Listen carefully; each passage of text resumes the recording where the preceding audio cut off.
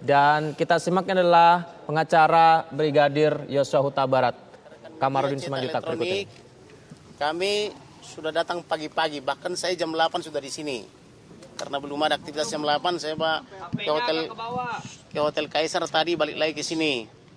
Ternyata kami sudah di sini menunggu sedemikian rupa, yang boleh ikut rekonstruksi hanya penyidik, kemudian tersangka, kemudian pengacara tersangka, kemudian LPSK ya, Komnas HAM, Brimob dan sebagainya kan itu. Jadi sementara kami dari pelapor tak boleh lihat. Jadi ini bagi kami ini suatu pelanggaran hukum yang sangat berat.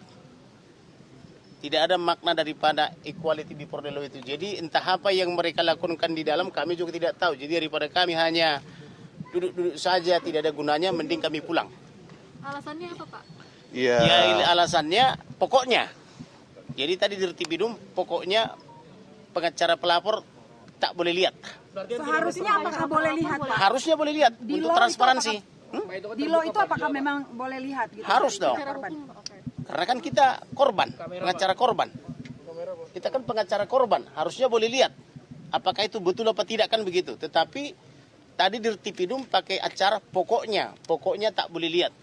Lalu dia gunakan itu tadi Kombes Pol mengusir kita. Daripada kita diusir tidak berguna, mending kita cari kegiatan lain yang berguna toh. Jadi alasan tidak boleh, apakah tidak berlandaskan, Pak? Saya akan berbicara dengan Presiden dan atau oleh salah satu Menkonya. Saya akan bicarakan ini rencana dalam waktu minggu ini. Saya tadi sudah komunikasi. Berarti harus ada ini yang segera diberhentikan dari jabatannya. Karena ini pokoknya ada. Tunggu aja dalam waktu dekat. Artinya Brigadir Yosua ini diperankan oleh pemeran pengganti begitu ya? Nggak paham kami cuma di luar aja dari tadi.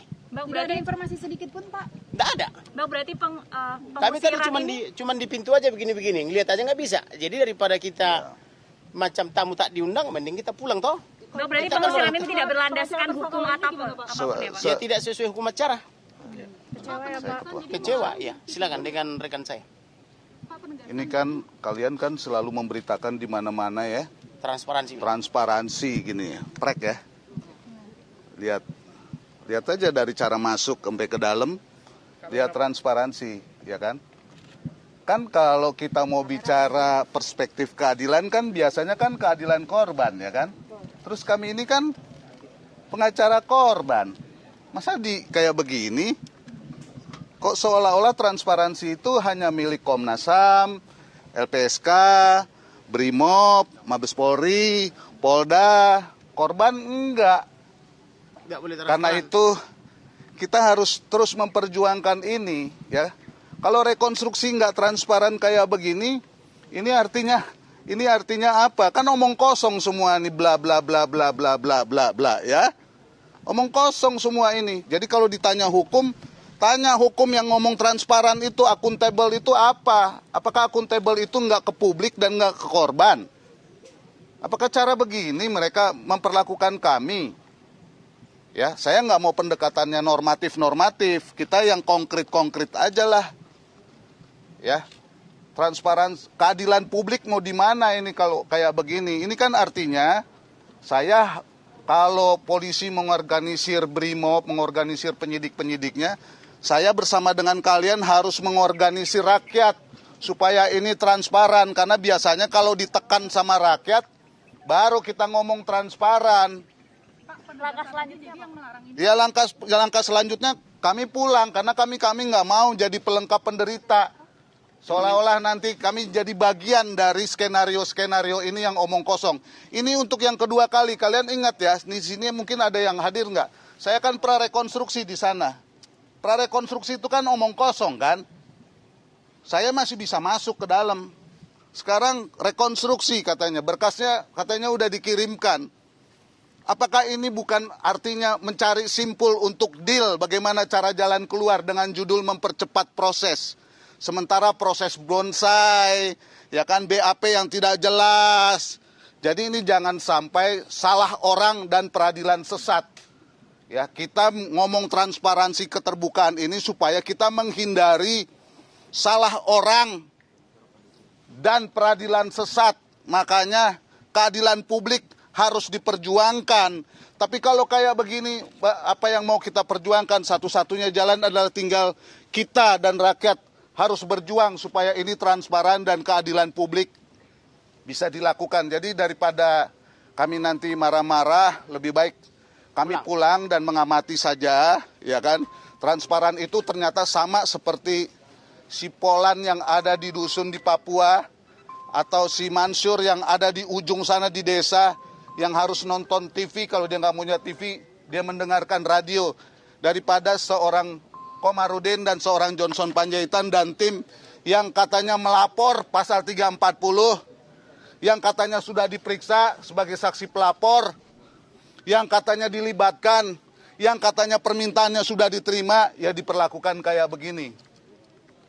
Ya, seluruh rakyat lihat, keadilan harus diperjuangkan. Gak bisa nih kita serahkan ini kepada pimpinan-pimpinan yang ngomong doang tapi banyak tipu-tipunya. Wajahnya manis tapi banyak tipu-tipu, omong kosong, formalitas-formalitas begini. Terima kasih. Karena pelarangan ini apakah... Sebentar dulu. Bapak Kapolri mengatakan transparan dan diundang semua pihak, termasuk penasihat hukum tersangka, demikian juga penasihat hukum korban atau pengacara korban. Tapi faktanya kami sampai dengan detik ini memang tak dapat surat undangan atau surat panggilan pun. Tapi karena kami mendengar pidato Kapolri, maka kami datang. Ternyata memang benar kami sampai di sini tidak boleh lihat. Jadi kalau cuma duduk-duduk di luar, ya biarlah wartawan aja yang mewakili kita ya. Apakah akan melaporkan masalah diusir ini, Pak? Ya, Karena ini kan melarang, Pak. yang melarang. Secara lisan yang melaporkan ke Presiden dan kita laporkan juga Komisi 3. secara langsung yang melarang itu Dirtipidum. Yang juga bersama dengan saya prarekonstruksi tembak-tembakan di sana Dirtipidum juga. Dengan alasan yang tidak jelas ya Pak. Pokoknya, alasannya itu pokoknya. Itu alasan, pokoknya. Ya kan? Jadi bukan transparan atau akuntabel atau apa bla bla bla omong kosong itu bukan. Pokoknya. Ya. Loh, kalau saya pulang, loh emang saya datang ke sini resmi ada penolakan. Loh Anda datang ke sini aja biasanya bebas-bebas, Anda harus berhadapan dengan barikade begini. Tapi pengacara tersangka boleh masuk? Boleh. Oh boleh. Boleh. Yang tidak boleh. Boleh. Apa ada rencana lapor ke Pak Kapolri? Nggak ada gunanya lapor kalau dibohongin sama negara kayak begini. Pak, akan bertemu dengan Pak Mahfud nggak Pak dalam waktu dekat? Aduh, biar Pak Mahfud belajar deh lihat kenyataan sini. Pak Mahfud dan Kapolrinya belajar ya sama Presiden. Ini ditutup-tutupi atau apa?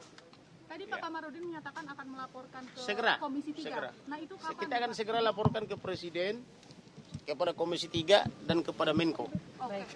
Oke. Ya, cukup ya. Makasih ya. Makasih ya.